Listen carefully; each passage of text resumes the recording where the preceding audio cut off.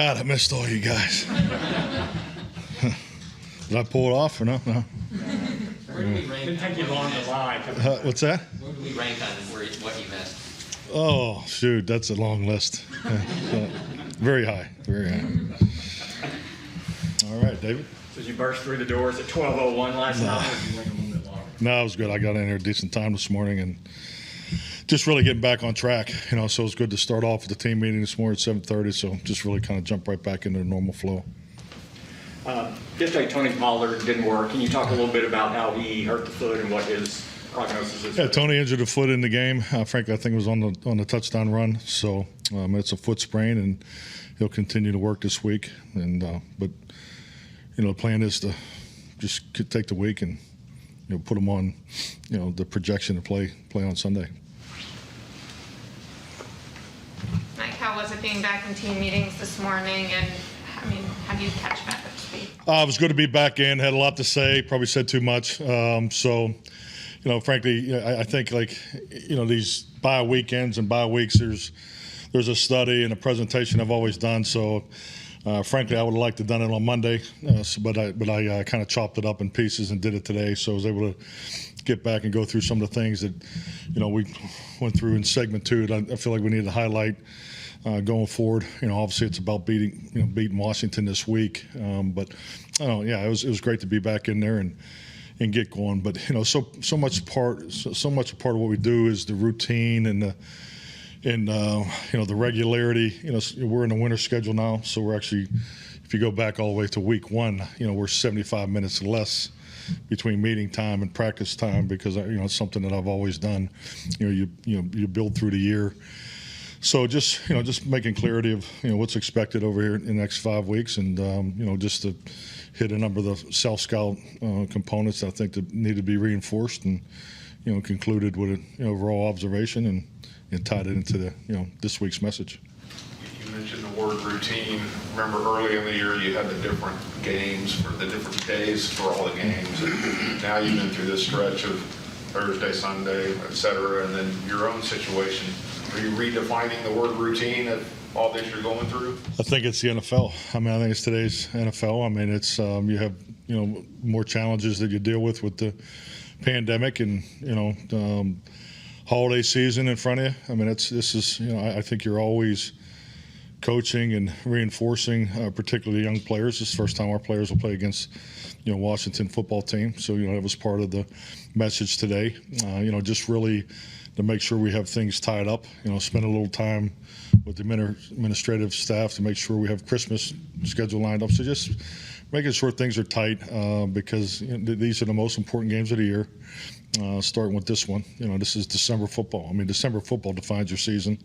You have to get it done in December. There's no way that we can't get to where we want to go if we don't take care of things, each and every week. I like the fact that we're on a 5-week stretch. Hopefully it stays seven days. That'd be nice. But I really like the way this lays up for us. Is Amari Cooper ready for a full load? Last week, certainly was on a pitch count because of conditioning issues. I have no reason to think no. Obviously when I get out there in person today, I'll have a better feel for that. But I have no reason to think he's not.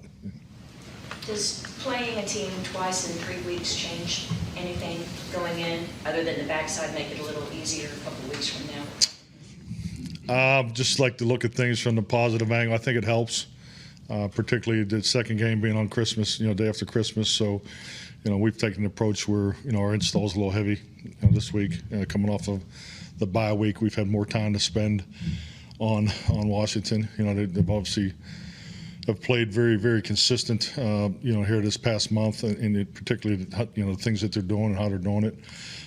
So I think the fact that, we do play them twice in 3 weeks, we can, benefit from, a little extra time on the front end of this one. So when the volume, whatever we use or don't, whatever we use in a game or don't use, I think it'll be transition to the game 3 weeks from now, 2 weeks from now. Relative to the running game, what do you see the issues being, and how confident are you can resolve them in a short space of time? I think it really falls in line with what you need to do here in December. It's execution's everything. It's always been that way. I think being in the hotel room, you have a lot of time to reflect, talk to people you haven't talked to in some time, and you had a chance to really look back. I think of Marty Schottenheimer this time of year. I always felt that he was so consistent the way his football teams went into December and how they played, and just you just as coaches, you're always emphasizing the details and the things you need to get done, fundamentally, and that's where we are. We need to be better fundamentally. I mean, it's everything that we have done. We've had very productive run game, performances early in the year. We've had some times during the second segment of games we weren't as in sync, but we clearly understand the importance of running the football for the football team and stopping the run for the football team. So it's definitely a primary focus for us. Marty Schottenheimer used to lean into rivalry weeks, to the Raiders week. You kind of played up with players with 4 division games and 5 games. Do you do any of that, tapping into that? Yeah, I don't know if you could do it like he did it. Not today's world, but he was Raider Week was a big deal. I know. I want to say his 10 years. I think he was 18-3 against the Raiders. I know 6 years I was there. I think we lost maybe once, twice in that time. So, but you definitely have to, have that component as part of your operation. I think more importantly, today I showed a historical video of the rivalry. I think it's really important for your rookies to understand, your young players to understand what they're, it's all part about what's in front of you and the environment they're getting ready to walk into. So I think these division games, that's all part of your preparation. Are rivalries the same today as they were back in the day with free agency and players changing teams and so much more movement? I mean, I think he probably not. I mean, at some level, but I think to the fans, it's definitely there. I don't think that ever changes. When I look at the '90s, being part of the Kansas City Raider rivalry, I mean, a lot of those players were on the team all 6 years. I mean, so you had a lot of the same players lining up, so they were competing twice a year. So you don't have the number of attempts. I mean, just look at our roster from last year to this year. I mean, I think the last time we looked at it was 84 players that are in the building. I think 40 of them weren't here last year. So that's that's the reality of it. But I think it's really the type of game and just what goes into these games, and I think the fact that the league has moved these division games, these rivalry games to the end is even added another notch to it. So, and I think these are great games to compete in. I've always looked forward to them. I know our players are looking forward to it. So I think it all adds to the type of game you'd want to watch and definitely want to be a part of. The historical video that you showed, how far back did that go? Oh, shoot. I mean, definitely the 70s. Rogers in there, he says it's the greatest rivalry he's ever been a part of. He has Navy jersey on. I thought that was kind of cool. So, but I think it's important to, for you to always educate the players on the history of your organization. And I think, like I said, it was more about the rookies having an understanding of what's in front. Mike, Zeke said he had an encouraging MRI on Friday. In what ways does he need to be limited, and what exactly is his injury? Who's MRI? Zeke. I mean, he has a knee injury, so he's definitely making progress. Feels better, just from my communication with Jim and Britt this morning. Went back through everything, so he's having a good week. It's something he's been dealing with for quite some time. Y'all signed Ito Smith yesterday. Is it fair to say that that's an insurance signing, given what Tony and Zeke are dealing with? And when you make a signing like that, what's the most important thing that you consider? I mean, good point. I think really, especially in today's roster development, it's something we've been talking about. He's someone that has come across my desk a number of times already this year. So I think the fact that it is December, football, Tony and Zeke are just working through some things. Fully expect them to play, but I think it's just the part of the development of the roster and trying to have as many guys available for this stretch run. Talking about running game and running backs, what's the key to stopping Antonio Gibson and Washington? It seems like our offensive line is really in sync and they're doing a lot. Yeah, very natural runner. Very instinctive. Yards after contact is impressive. So definitely a focal point for us. And I thought he jumped on the scene last year as a rookie, and and his ability to come out of the backfield too to make plays. So he's a player that can do it in all three phases of the running back position. So very good player. How do you assess where Dak is since coming back from the calf injury and how he's played? I'm fine. I'm fine where Dak is. I mean, I think it's you go over the course of the season.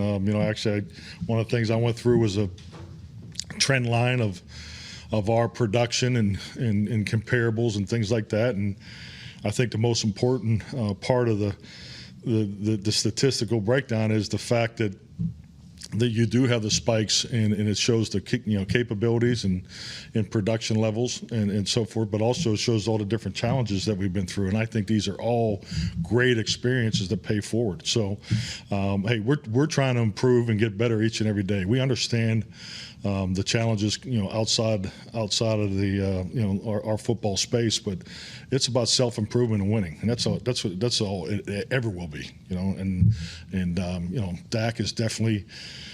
If you're looking for an example, exemplifies that. Just a chance to watch the practice from the window yesterday, and you see the team go off the field, and the quarterbacks are out there another 15, 20 minutes. So, hitting the different throws, you can see the throws he's working on, particularly in the game plan and so forth. So, yeah, I'm very comfortable where Dak's at. Has his footwork been as clean since coming back, or is it in his head? Coming back from what, calf? I think it's once again it's footwork, time clocks, the platform for the protection, all that plays into it. So it's never just one thing. How does a quarterback strike a balance of being able to see quick and think quick and just have an advanced mind as experienced as his is now, with kind of slowing down and allowing your progressions to develop and not moving off of a route too quickly? I think you just really, the discipline and staying in tune with the scheme is giving you.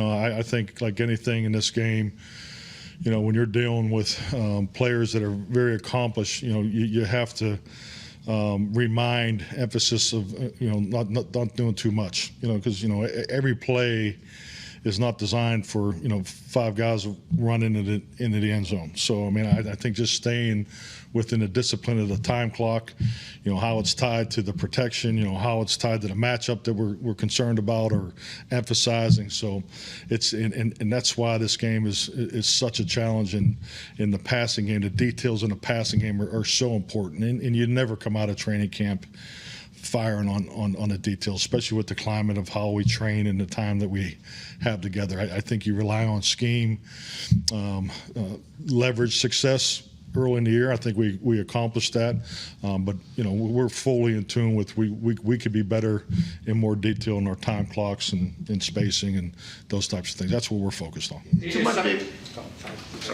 Too much been made about the lack of separation outside, or is that something that's real? Man, you guys have been on your game. We're talking ball today. I'm excited. I mean, this is like some real stuff. Some of the nonsense you usually hit me with, but.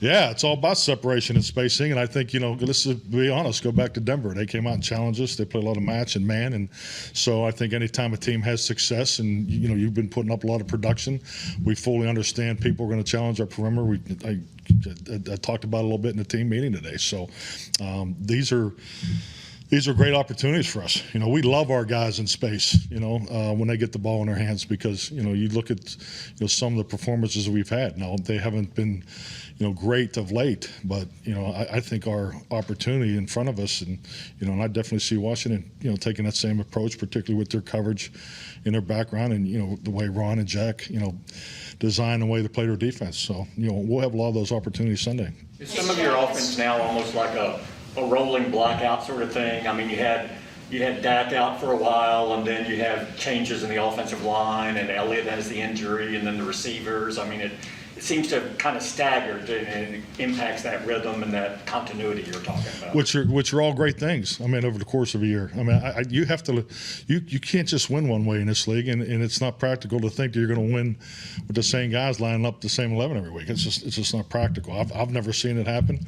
I've seen teams go on great runs that, their health is probably plays a big part in it, whether all 5 of their linemen together or the quarterback. So you do have that, but this, to me, this is all part of a normal challenge, and and that's why it's staying on top of the details within the numbers. I mean, I understand what the stats say, and stats can be misleading one way or the other. We understand that. So we're just really focused on self-improvement and winning. You know, we got to do whatever we got to do to win the game. But these guys are very accountable. The work ethic of our football team, the whole space is very high. They're very accountable. We know what people think of us. We love that. We're comfortable who we are, where we are. But I'm excited about what's in front of us because, you know, we're going to win this game. I'm confident in that, and just the prep that's going into it. But more importantly, we're going to we want to improve too along the way. So I think that's all part about what the challenge of December football gives you. What do people think of you? Huh? What do people think of you? That's your job. I answer the questions. Mike, you mentioned Jack Del Rio. You mentioned Jack Del Rio a moment ago.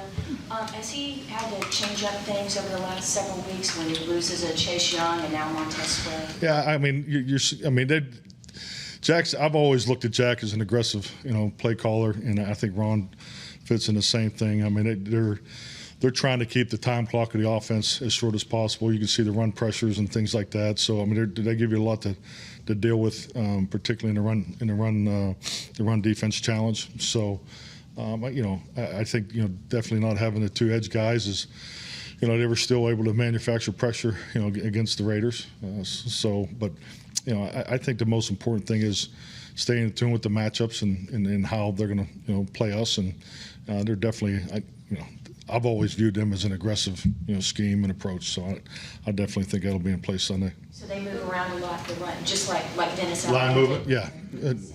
Yeah, they'll have the rocks and the inside stunts and the rocking nose, which is definitely something people have been doing more to us lately. Mike, Jaron talked about the juice that the defense got by interacting with Dan Quinn on the sideline on Thursday. Do y'all have any conversations about keeping him down there, or because he likes the clear head up in the booth, that's the priority? Have not had that conversation this week. I mean, Dan prefers the box. I've been in a lot of these conversations over the years. So personally, I personally like it when the coordinator's on the sideline because he can touch the play caller to the key communicators and all. I think that's all real. I think that's important. But there's a system in place. A lot of work's gone into that system, and I've always left it up to the coordinator to call the game for where he wants to call it. So Dan feels he's better in the box, and that's the way we'll go. Both in Memphis products, do you see some similarities between Tony Pollard and Antonio Gibson, their explosiveness in space? Oh, definitely. I think you look at their backgrounds too, and the way they, where they came from, and the positions they played, and now their ability to be productive. Yeah, but yeah, he's a dynamic back. Obviously, so is Tony, and these guys are we put the ball in their hands, and our tackling needs it's definitely a focus this week, particularly the yards after contact. How did Marty feel about bulletin board material, and how do you feel about it? Bill didn't spend a whole lot of time on it. I don't spend any time on it, frankly. I think it's with respect to your jobs, I think it's a waste of time. I just think it's if we have to worry about print and things like that. I'm more focused on the real stuff. I think it's important you go through the week to identify how the opponent's going to play you. The things you're expecting. But by Friday, they're just blank faces to me. We're about winning, doing the things we need to do to win. Just stay on the details of where we need to improve, and to me that's enough work. So, and that's what really Friday, Saturday, leaning into Sunday is where my mindset's always been. You said we're going to win this game. I'm confident of that. Do you think that could be taken as bulletin board material? I mean, what am I supposed to say? Yeah, I fully expect to win every game I've ever competed in. I mean, that's what sports is all about. That's what the NFL. Trust me, I understand how hard it is. They're working hard. We're working hard. But yeah, we're clearly planning on going to Washington to win the game. I mean, there's no doubt about that. Mike, when you watch Taylor Heineke on film, what does he show on film? And the reason I ask it that way is a lot of things that are attributed to him, moxie, guys rallying around him, things like that. Does that manifest itself when coaches watch on film? Definitely. I mean, how can you not respect his game? I mean, it's love the way he plays. He's obviously been a key contributor to success, and I think they're in a really good rhythm. I think Scott's done a really nice job with the offense. I mean, they have veteran coaches throughout their staff. It's a staff that has been together a long time, so you can see the comparables of their past and their history in Carolina and so forth. But I think he plays the game the right way. He can extend plays, and I think that's very important from the quarterback position.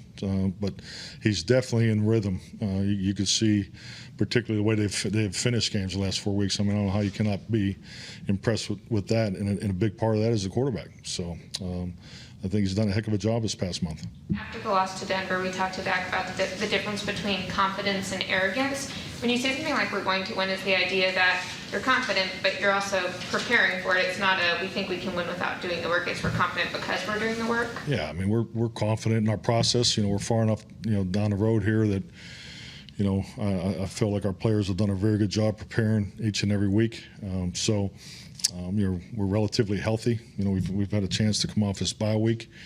So looking forward to today. We'll have a padded practice today. So this is always, to me, kind of an important day for trigger.